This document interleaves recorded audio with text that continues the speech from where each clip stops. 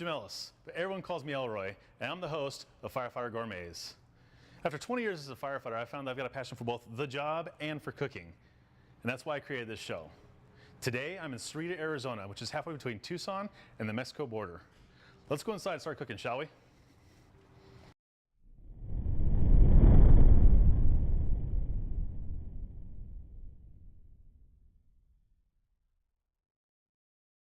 Today, we're going to be making a south of the border spin on an American classic. Here to help me is one of my co-workers and today's co-cook, Nico Latini. What are we making today, Nico? Jim, today we're going to be doing a turkey chipotle meatloaf sandwich with a coleslaw top. I like to make things that feed a lot of guys and are pretty simple to do at the fire station, mainly because we get calls and I got to be able to figure out a way to cook and run calls at the same time. And that's actually kind of one of the things that we want to do here at Firefighter Gourmets, is making simple meals that taste great, that are on a budget, because most of the time we're keeping it to like a $5 to $10 kitty throughout the station. At our station, we all put in $20, and that goes through all 3 of our shifts. And so we gotta be able to cook our dinners, any snacks we want, gotta pay for creamer, coffee, all the other good stuff. So simple, on a budget, and tastes great. That's the key of what we're gonna be doing here at Firefighter Gourmets. All right, so today we're gonna start off with the coleslaw, right? Right, so it's a 3-part sandwich. You got your meatloaf, the glaze, and the coleslaw. I like to do the coleslaw first, that way it can marinate all day in the fridge and the flavors can melt together. You need 1 head of red cabbage, a head of green cabbage, 2 bunches of green onions, and 2 bunches of radishes. I already started doing some prep work here, so we've got the green already cut up, and I'll show you what I do with that with the red. It doesn't matter how you guys cut this stuff up or what order you decide to put it in, as long as it all gets in there. So just slice your cabbage in half, and then I like to quarter it as well. And you can use a food processor as well to cut up your cabbage. You know, you use one of the settings and actually like julienne it down, or just chop it up if you want a more fine coleslaw. He likes to go with a really thin set, so it's really thin, long chunks. I do, so I use this Miracle Blade that I've got here. Obviously you're gonna wanna wash all your veggies before you start cutting anything, which I've already done. And I just make some nice thin slices here. And again, nothing has to be perfect, however you wanna cut it. If you wanna get a big knife in here and just start cutting it up with a big knife, you could take it and chop it into smaller pieces, dice it up, it really doesn't matter. I just prefer nice, long, thin slices of cabbage. And this is something that we would do at the beginning of the shift. You know, we get our truck checks done, make sure everything's ready to go for the day, then we go ahead and throw this and get this all put together. Again, that way all those flavors, they meld together. It's gonna make a thicker, richer coleslaw to top our sandwich with later on tonight when we eat dinner. And a lot of times when we're cooking this also, we'll get a bunch of the crew in there. You know, there'll be 2 or 3 of us in the kitchen, all kind of getting something together. Get out of my kitchen when I'm cooking. Jim likes help. I'm selfish, I like to just do things myself, but it doesn't really matter. It's pretty easy, there's a lot of different prep work here, so if you want, you can have a couple different guys come in and help you. Have one guy do your cabbage, another guy can do the radishes and the onions. The onions are pretty simple. What you do with the green onions is all you need to do is just cut the ends off, the root that's there. Once you do that, you're gonna wanna dice these up into just thin little dime or nickel width slices here. And you're gonna throw all these right in there as well. With the radishes, I like to make them look like slivers. There's a lot of radishes, probably about 30, 40 radishes or so. Like I said, just get 2 bunches from the store. You cut either end off, and I take everything and I just throw them into a food processor.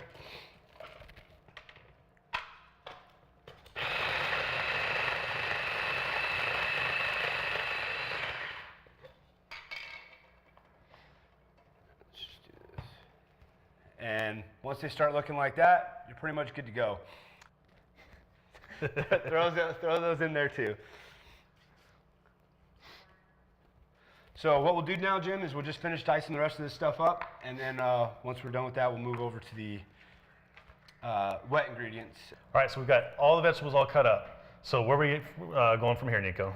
All right, finished prepping everything. What we need to do is add in the quote-unquote wet ingredients, which is going to be your mayo, honey, and your vinegar. So everything's cut up. That's what it should look like. Like I said, whatever works for you guys. Doesn't need to be perfect. It's coleslaw. It doesn't have to be pretty, guys. Right. I like to do everything by sight and taste.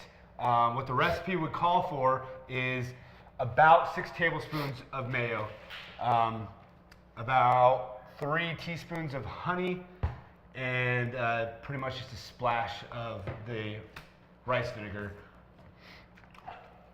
What I'm going to do is I'm going to add, like I said, by sight and taste, and I've made this many, many times, so I know what usually works here. This is just small honey bear. That's going to be a little less than half, so we need to go more than that because I want to get almost 2/3 of this in here. All right, now I know this is coleslaw, but you call it the manslaw. Why do you call it manslaw versus coleslaw? I call it manslaw because that's what it's called. The recipe that I stole, they call it manslaw, so I just adopted that. Here, I thought you were being clever or something like that, and you just No. plagiarizing stuff. Okay, like I said, 6 tablespoons or so of your mayo, and again, that's going to be to your liking of taste and texture. Now, when I do coleslaw, I like the Miracle Whip. I just like the flavor of that better. Some people like mayo. Nico was telling me earlier that the bitterness and the zingy flavor of the Miracle Whip might not be the same for this particular coleslaw. And like I said, just a splash of your rice vinegar. We're using apple cider vinegar because that's all we got here. I'm going to go with a half a teaspoon. You don't want to put too much of this stuff in there. Less is definitely more with this. Okay. Obviously, we got a lot of coleslaw here, and you know, you might be like me with my fire station. I don't have a lot of big mixing bowls, so I'm just going to use this big pot instead. So Adapt and overcome. That's what we do. yep, throw everything in there. We're going to mix it up, and what I'll have you do, Jim, is as I'm mixing, I'll tell you if we want some more honey or some more mayo, and you can just scoop that in there for me if you like. That works.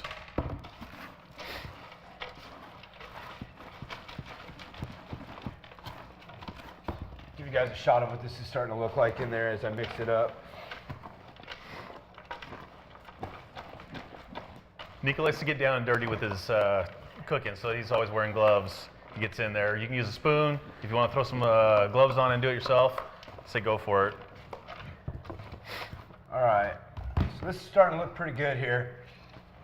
It's pretty wet. As this sits in the fridge, it's gonna liquefy a little bit more, and you're gonna want to mix that up periodically throughout the day, just so everything gets good, even mixture in there. What do you think, Jim? How's that looking to you?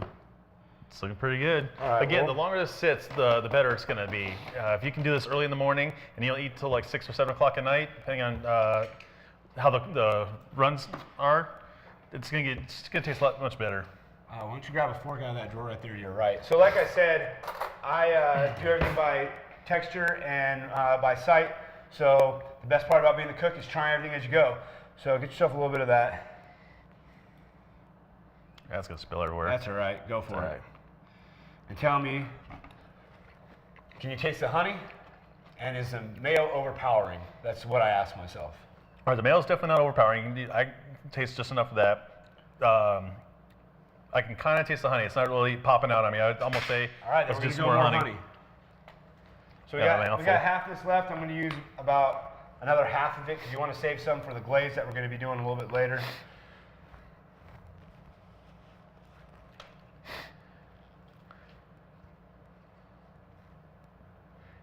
And as it sits in the fridge, you guys will be able to tell as it sits in the fridge that it's going to, the flavor is going to mix up and you'll be able to taste things a lot better. So we'll give that one more good mix. Could you taste any of the apple cider vinegar in there, Jim? Very little. All right, then why don't you go ahead and grab another, that's a half teaspoon right there. Why don't you put 2 more of Just those put it over in on there? that side.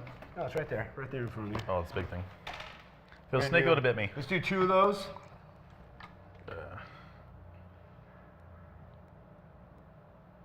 Nico's not big on the salt and pepper. I like salt and pepper. I would have actually liked to taste a little bit of pepper and a little bit of salt in this myself. That's just me. I like to leave the salt and pepper out, Jim, because anybody can add that on their sandwiches to taste as they please a little bit later. So, all right. This is going to be a really good contrast to your, when we do the meatloaf later on. You got the good colors of this. It's creamy. It's going to have a lot of flavor. It's going to just give that just a little bit different overall texture. Grab me a fork real quick. I'm going to give this a little test try real quick.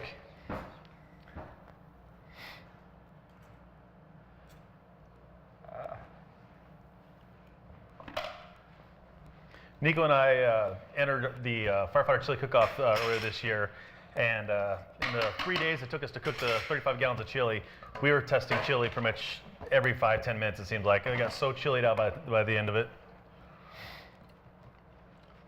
So I think that tastes pretty good as it is right now. I'm going to leave it alone. And just scoop everything out, put it in this bowl here. Cover it up with a little bit of saran wrap. And if you want, Jim, there's some saran wrap right over there on top of that microwave. We'll cover this up with saran wrap, throw it in the fridge, and just let it sit until you're ready to put it on top of your sandwiches later tonight. And as that sits in the fridge and marinates, we're going to move on and we'll start making the meatloaf here shortly.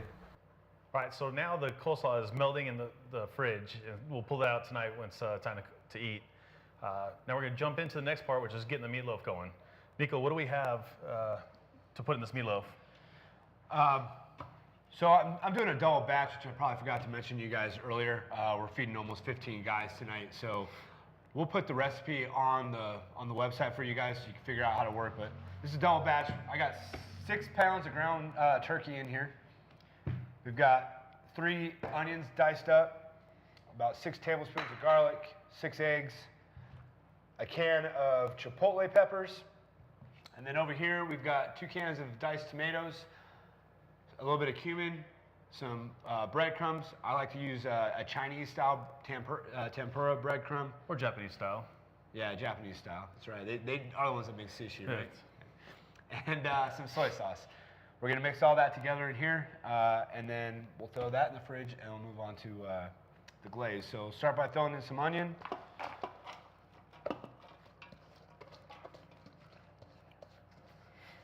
And as far as the breadcrumbs go, if you prep this earlier in the day and you're going to let it sit, which you can, the longer it sits, the hotter the chipotle are going to get into the meat.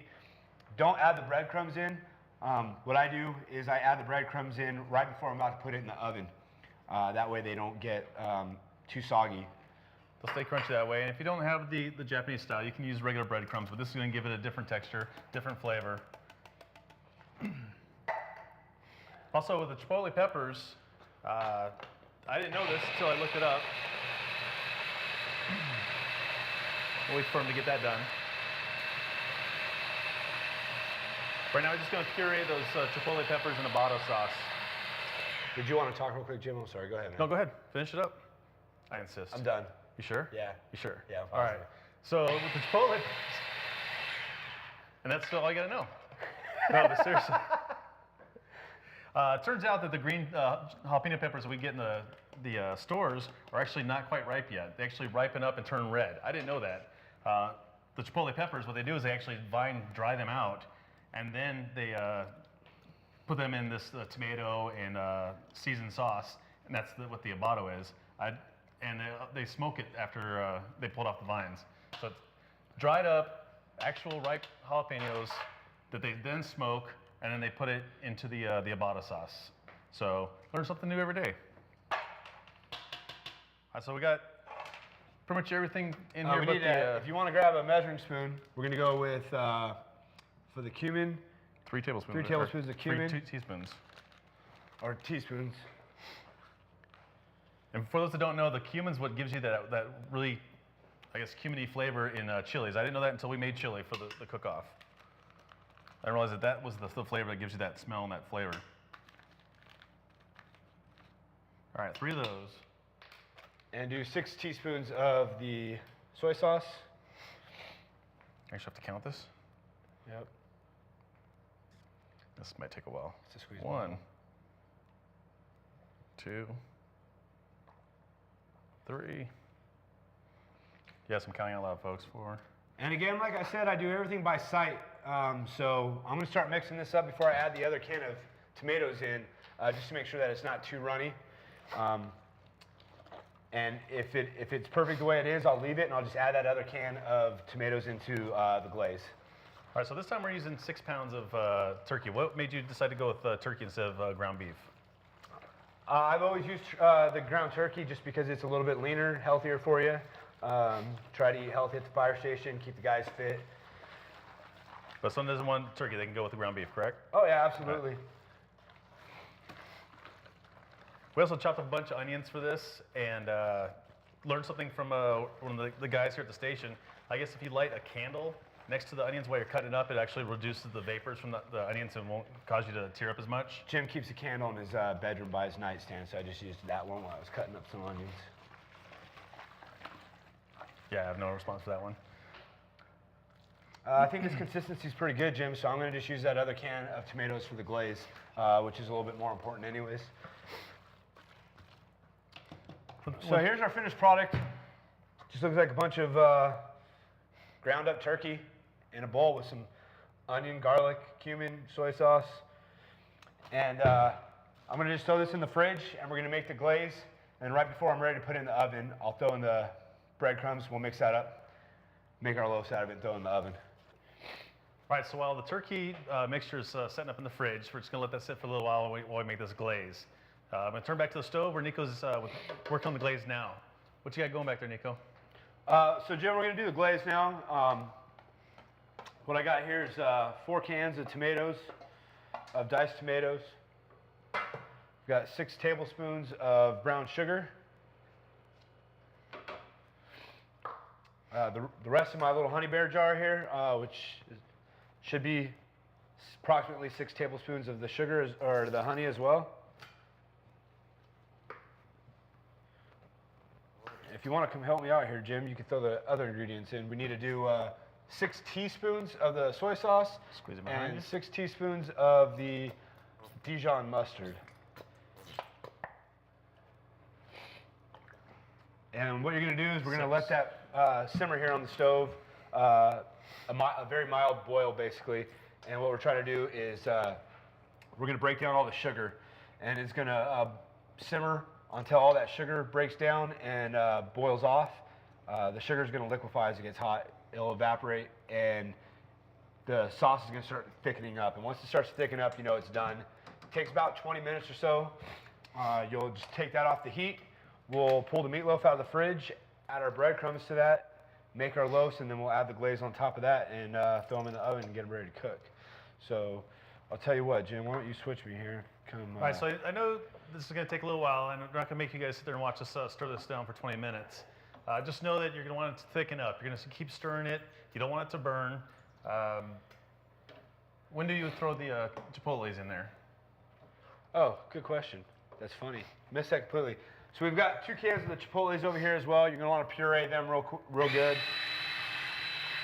I pureed them already while we were prepping stuff out, so that's done. Add your chipotles in now at the same time as everything else. I just missed those. Just take a fork, kind of sift through it a little bit, make sure you got like any of the big chunks. You don't want any like big chunks in there. Worst case scenario, if you get some big chunks in there right before you start cooking it up, just pull those out. Hand me that spatula over there, Jim.